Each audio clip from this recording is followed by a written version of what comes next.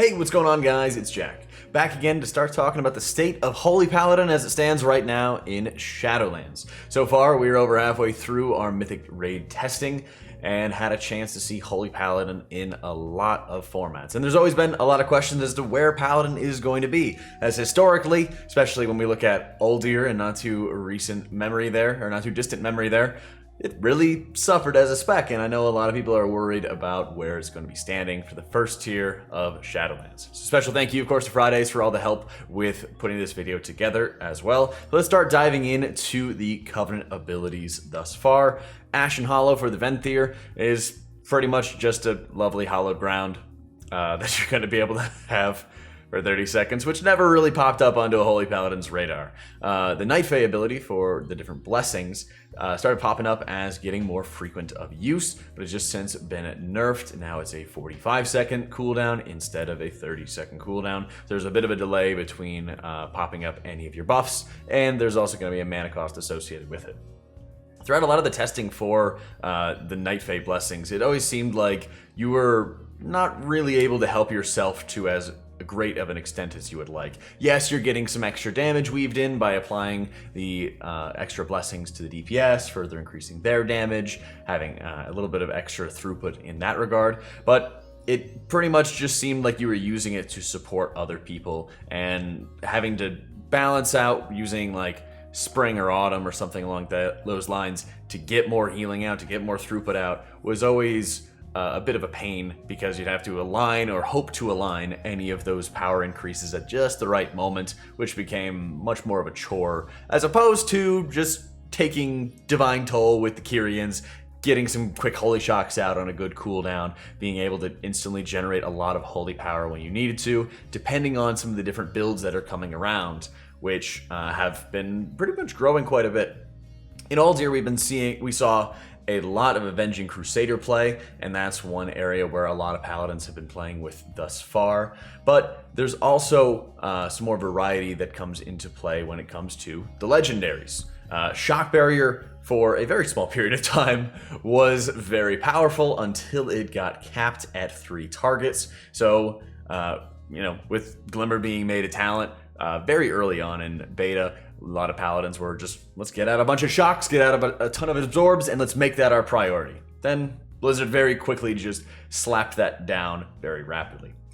Your other options, with gaining an additional infusion of light proc and having its effects increased by 20%, can really push Paladin into a very heavy caster build, but in many cases you're sitting there casting some very long holy lights in order to take advantage of that extra throughput buff, and you better hope you have some sick beacon transfers onto it, because it was incredibly slow with early stats, and it in many cases seemed more of like just a caster range type of setup that you'd be doing to better support your tank. Marad's Dying Breath returns, however, as any of the target, or healing with Light of Dawn cause your next Light of the Martyr to also heal your beacon target, which is something a lot of Paladins from Legion should be very familiar with. And while there's no Aura of Sacrifice crazy power, you do have a synergistic conduit to be able to further increase the damage and healing of Light of the Martyr every time it's cast, and be able to hold this buff for a very long period of time. Once you reach that max stacks at 5, having a 15-second window to really be able to hold on to it turned out to be immensely effective, not only for just getting some spot healing here and there, but the power that it's going to give you to the tank support made Paladin an excellent spot healer, excellent tank supporter, and pretty much covered a lot of the bases that are required early on in an expansion. Previously, Paladin and Uldir didn't really have much power outside of its Avenging Crusader window, and it was very low throughput in general. With some build focusing more on Maraud's, you have some really powerful raid throughput in pretty much exactly the area that you'd want to have it. A lot of the fights that we've been looking at so far throughout Castle Nathria have had a really big mix of burst AoE damage, but also having a lot of spot heals required.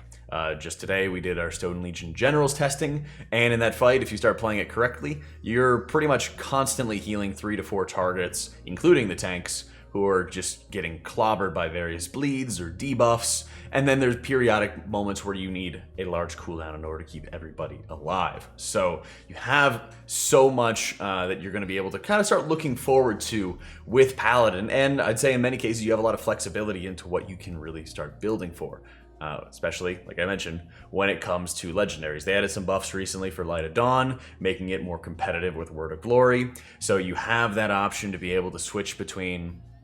some of the different legendaries to try different builds out and start setting yourself up as filling in some of the gaps that other healers are going to have. A lot of times you'll see druids, you'll see shamans, holy priests, covering a lot of consistent raid-wide healing. You've got Disc in the area of having a lot of the burst healing going out in terms of raid-wide throughput. But a lot of times it comes into Monk and Paladin to do the lion's share of the single target. And single target throughput really starts coming into effect and really starts being a heavy need when it comes to early progression. And when you start looking at that,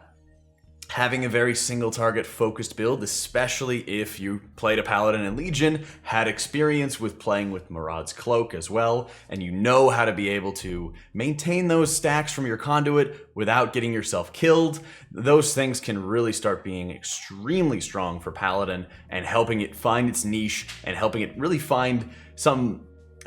irreplaceable setup that you don't have to worry about.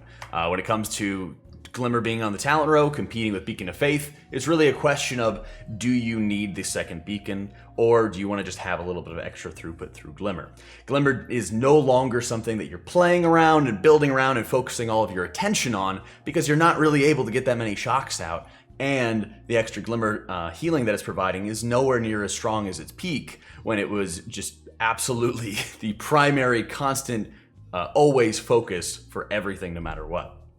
Especially when you start considering that Paladin's mana cost is quite real now,